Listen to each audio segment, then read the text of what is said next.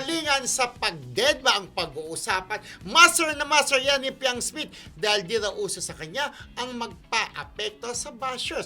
Wala din man ng intriga at isyu ang actress, mananatiling relevant at successful si Piang dahil nga sa husay nito na huwag gawing big deal ang kanigahan. Say naman ng mga fanay, advantage daw ni Piang ang pagkakaroon ng strong personality pero madalas lang siyang nami-misunderstood ng mga netizen. Oo, Talbog. diba? Grabe din na actually nalagpasan niya na kumbaga sa sa C80 nung araw, kapag halatang tayo, yung initiation.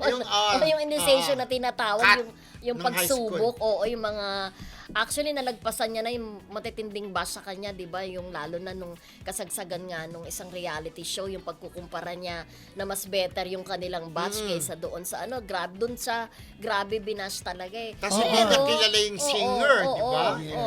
Kumbaga, nasanay na siya. At syempre, marami pang darating na bashing sa kanya, di ba? Habang tumatagal siya sa showbiz, naku, hindi mawawala ang mga bashers mo.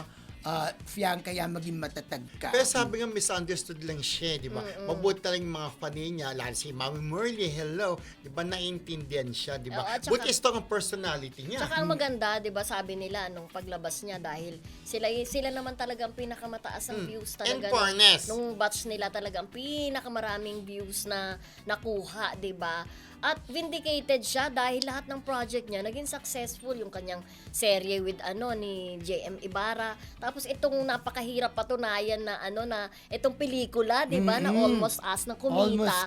Ibig sabihin lang talaga ay malakas ang dating. Made na sila. Oo, made na sila, 'di ba? Parang ang hirap din susugalan mo yung baguhan ng love yung pero kumita, 'di ba? Kahit sabihin hindi ganun ka blockbuster, pero million ang kinita. Ibig sabihin kumita na yun dahil maliit sa panahon ngayon, malaki na yung kita na yun. Malit lang naman ang puhunan ng Regal dyan eh. Almost. Sigurado ka? Sa tingin ko, hindi gano'ng kalaki. Bakit alam mo, Romel, sabi ni sabi ni Miss Rosel. Kasi, Miss Rosel, hindi naman sila nag-abroad.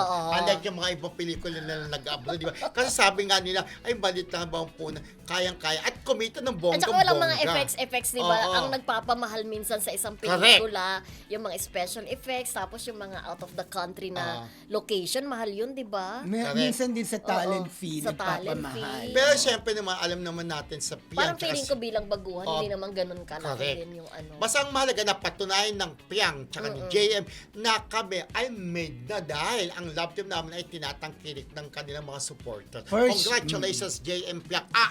JM Piang, hello.